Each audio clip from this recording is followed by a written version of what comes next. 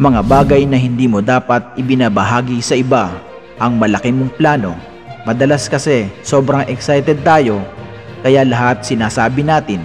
Ang problema kapag hindi natupad ang mga binanggit mo, iisipin ng iba na bigo ka.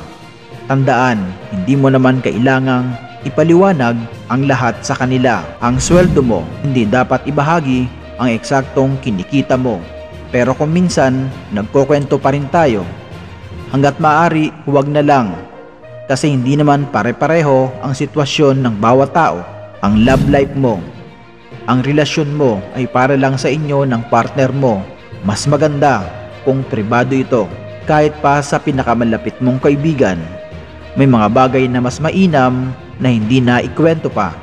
Mga isyong pampamilya, mas maganda kung ang problema sa pamilya ay nasa loob lang ng pamilya pinag-uusapan. Kapag nailabas mo kasi ito, hindi mo na makokontrol kung paano ikinuwento sa iba at baka pati kayo ang maging sentro ng paksa ng chismis. Mga narinig mong kwento tungkol sa iba. Kung hindi mo alam ang buong detalye, huwag mo nang ikwento.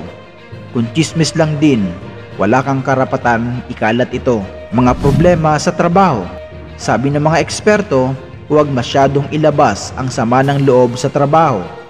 Kasi baka isipin ng iba na hindi ka masaya o kontento at hindi mo naman sila lahat mabibigyan ng update sa totoong sitwasyon at sa iyong nararamdaman.